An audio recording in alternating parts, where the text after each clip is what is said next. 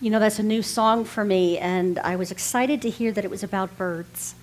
Because in the tradition that I was raised in the Catholic Church, the bird is the symbol of the Holy Spirit, the dove. And it is always a symbol of peace. That sense of peace is what I get when I look at the lights. That things can get quiet, and it's okay to just sit down and watch them and not feel like I have to be doing 50 other things, wrapping 27 other gifts with the help of my cats, racing about and making sure I have exactly the right gift for so-and-so and the batteries, because that's important, right? All of that is part of how we currently do Christmas, that busyness. And yet, right now, I would suggest to you that whether it's Christmas or Hanukkah or solstice or whatever it is that you are celebrating, it is finding that peace, finding that light that burns so steadily. That is the point. My first experience of really getting that, I went to college in Vermont on top of a mountain. And right before I went home for the holiday season, I came out of the library because, believe it or not, I did spend some time there.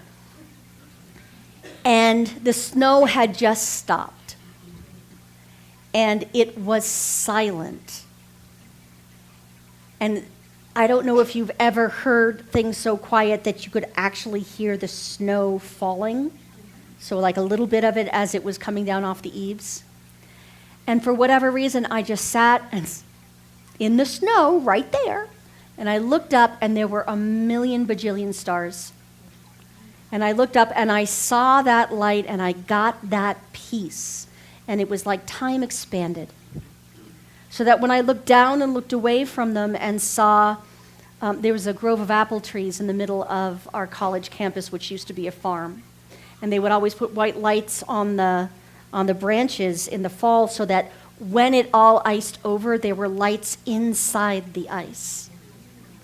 And so I had that reflection of the light of the sky, the light on the trees, and the light in me just woke up.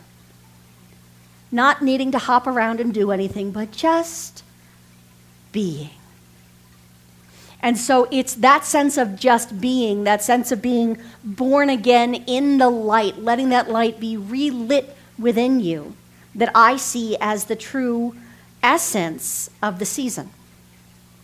Now, for about 1,000 years now, there has been a light kept lit by various people at a grotto in Bethlehem where Jesus is said to have been born.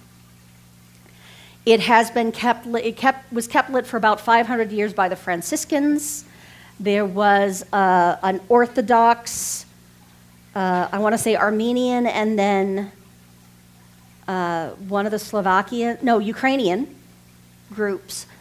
All of these, there's basically 3 congregations in the Church of the Nativity. And they all share it. And they have slightly different ways of experiencing the light, but they all share that sacred space. How beautiful is that? That people who are so different can come together and say, we're all experiencing the same light.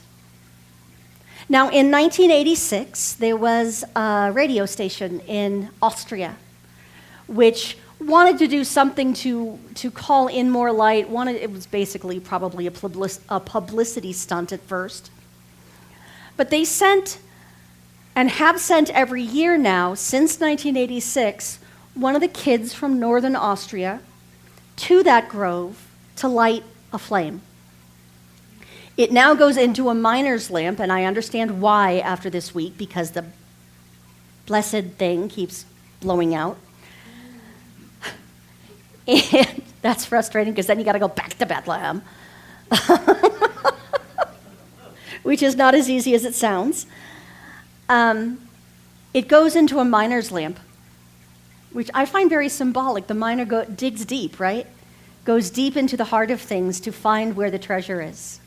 And so these miner's lamps have very special double-paned stuff to keep everything from going out. And so for about 30 years, that flame has come back to Austria. And by now, more than 30 nations throughout Europe come together in a ceremony where they pass the light on. And so those world leaders, including, I believe the last picture I saw was President Zelensky from the Ukraine, he came and he lit the candle and he took it back to his country. And the various scouting groups, which are international, send that flame across their country. This is something the kids are doing with the power of world leaders backing that particular play. And as people get this light, what they traditionally say is, we gladly receive this light as a sign of our willingness to be channels of peace by our words and actions. We gladly receive this light. We're happy about this. This doesn't feel like just one more project we have to do, one more gift we have to wrap. We gladly receive, not take, receive, are gifted with this light. And as we receive this light, we recognize that that light burning within us needs to go out into the world somehow. And so whether it's actually tipping a candle and sharing it with a neighbor next to you during our candlelight service, or it's using your words and actions so that the essence of that light sparks a flame across their country, bringing peace. That is what they are agreeing to do. Now, depending on which article you read, either in sometime between 2000 and 2002, somebody in the Canadian scouting world decided it was time that it came to America. The Americas. Sorry, we're not the only America, believe it or not. We just act like it. We forget that there's a whole bunch of America. So anyway, these Canadian scouts, these kids essentially, worked with the International Scouting Association, worked with Austrian Airlines, and the way I understand it, what they did was actually, for Christmas of 2001, brought the flame into JFK and brought it to Ground Zero. What a beautiful affirmation of love. What a beautiful affirmation of the reason we come together to celebrate the light. Why? Because it's a healing light. It is the opposite of terrorism. It's peaceism. And so they lit that light at Ground Zero as a way of saying, no matter how dark things might seem, at this time of year, we remember that we are not at the effect of circumstance. Things happen out there and we don't have to join in the suffering. Yes, we might feel the pain, but we don't have to enter into the suffering, which is kind of like glomming on to that pain and refusing to let it go. And so that light got lit. And now, as of this year, it came to Tempe. I found out on Tuesday. I drove down on Thursday, and this is the light that comes to us from Bethlehem.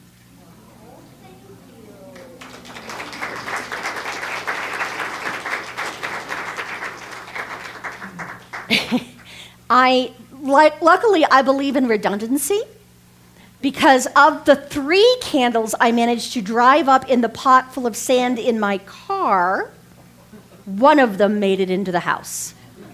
And I was like, relight! So long as they didn't all go out, we were fine. And isn't that perfect? Because no matter what light we have, we can always relight more candles. Which is why I felt strongly about removing the presence candle that we're used to and bringing in the Bethlehem light so that it could light all of our candles for the various faiths. and close that circle. It comes to us through scouts. These kids that are dedicated to and being raised to live by a certain sense of principles. The head of the International Scouting Association, who at the time was Paul Stanton, who actually passed away in the last few years, wrote, "The youth are needing to know that there is hope, but they also need to know if there's going to be a better world, it will start with them."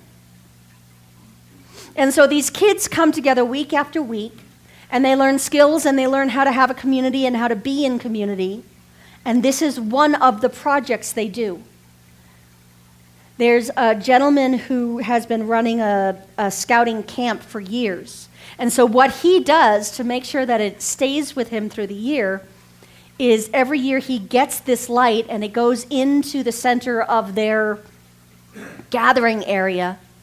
And then he takes a candle and he lights their heating system with it. He lights the pilot light on their heating system. So every time he shares that light with somebody else, every time he invites somebody into the warmth of a safe space over the course of a winter, what he's doing is infusing them with that light and giving them the gifts of that light and continuing the celebration that starts in this darkest time of year. And so I invite you to look at the symbolism of that. In this darkest time of year, we all come together. There are people all over the world. And if you look on Facebook, you can see a map of every place that this light is lit. It's pretty amazing. Right now, we are working with people. We are joining in this consciousness with people in St. Louis, with people in New York, with people in, I believe, Murrieta, California, in Phoenix. New Vision Center for Spiritual Living shared this with us, and they got it from a center in Mesa. We are part of one vast conspiracy for peace. It is a vast conspiracy that this year we get to be part of, but we didn't start it. This flame could have been lit as much as 1,000 years ago. How beautiful is that? And now it's the children who are learning to live in principle. And even if you don't agree with all of the Boy Scout principles, I was thinking about this as I was putting this all together. The scouting group has gotten hit a few times by people who don't agree with their principles. And I want you to think about that for a second. Do you still live by all the same principles you were raised with? But if you didn't learn how to live from a principle that you choose, it becomes much harder to live a principled life. We consciously choose or chose the principles that we aspire to, our primary values, which are joy, love, inclusivity. I heard hallucination. I was like, wait, what? And spiritual growth. Those are our principles that we choose to focus on and rededicate ourselves to over and over again. Those are part of the light. But I would challenge you to find one set of principles that would fit everybody and make everybody happy in how they are expressed. It occurs to me, and the people who are watching this online can look this up, could look it up on Google. Somebody is already calling us with the answer. Thank you. That find me one principle, say like the principles that would have been espoused by a Mother Teresa. Those are pretty good, yeah? Unless, of course, your livelihood depends on the money that you have put into stocks and bonds, and then the stocks and bonds are required by law to make sure they make as much money as possible, where Mother Teresa is all about don't own anything if you can help it. Two separate principles, neither one of them wrong. Abundance is an aspect of the divine. So is givingness. We get to all come together around the infinite principle that is beyond words and be kind to one another to the best of our ability, living from the principles we have chosen, and letting that be our guiding light, everyone doing the best they can in the way they know how. I am very sure that the Franciscans and the Ukrainians have some slight differences in how they do a Mass. Many of the Orthodox Masses are like 2 and 3 hours long. At least the weddings I've been to have been. And yet, they find a way to remember that what they're dedicated to is the light, not exactly what the candle looks like. The candles are our individual preferences. The light is the essence. And so we come together in the name of love in order to be this light in the way that works for us. So whether you're celebrating solstice and the fire within, whether it's the Persian New Year for you and thus the lighting of fires and eating, I believe, of pomegranates and other specific fire-related foods, whether that's yours, whether it's solstice, whether it's Hanukkah, all of it's around the light. And we all have a different candle or lamp from which to burn it from. All of us are seeing different faces going through our heads as we think about who could use some of this light. We all have different people we love. And you know why it's great that we all have different people? Because it makes a vast, strong net of humanity. It creates a community. It creates a strong community because everybody is being supported by someone. And ministry, this ministry happens wherever you are, whether there's a minister or a practitioner present or not. And isn't that just a beautiful thing? One of the old things that we used to do was a lot of ritual. That was once upon a time the thing that brought people together. And some of those rituals have died out because people don't understand why they're doing them anymore. Which is why we need new rituals and new mythology to partake in. So today I'd like to begin a new ritual. And I'm going to ask John to come up. What we're going to do is light a series of candles. And John will share with you what that candle is about. And there'll be a moment of silence afterwards during which you can call out the name of whoever that particular candle might bring to mind for you. Could we bring down the lights a bit? So we light a candle in memory of those who we have personally lost this past year, or previous years whose loss we still feel with grief in our hearts.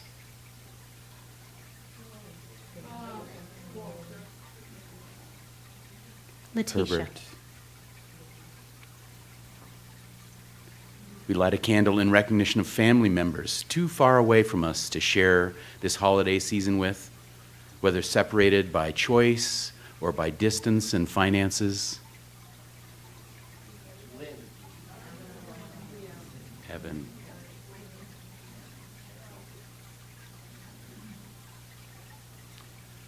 We light a candle in gratitude as we stand with all those who work tirelessly for peace, justice, and a healthy future. Greta Thunberg. Dr. Ken Gordon.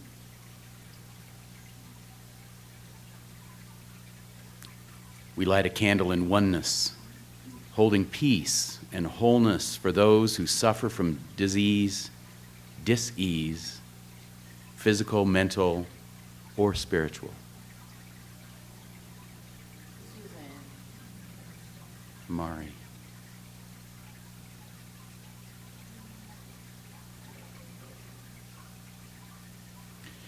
We light a candle in celebration of those who have triumphed over adversity.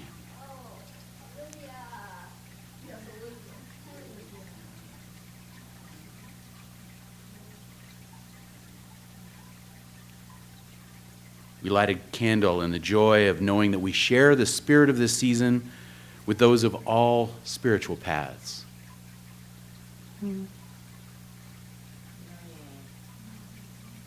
Uncle Tom and Uncle John. Joy. We light a candle in balance with the earth and all beings living upon it, above it, or in it, remembering that the light of Christ is not limited to human beings.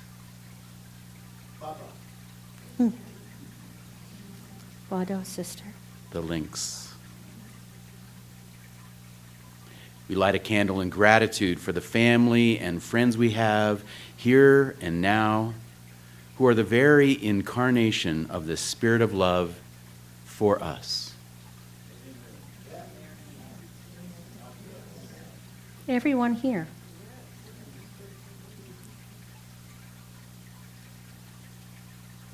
And we light a candle in honor of the faith and the gift of hope and love that Christmas season has to offer us, affirming that we are bringers of light, and we claim the power to share that light with the entire world.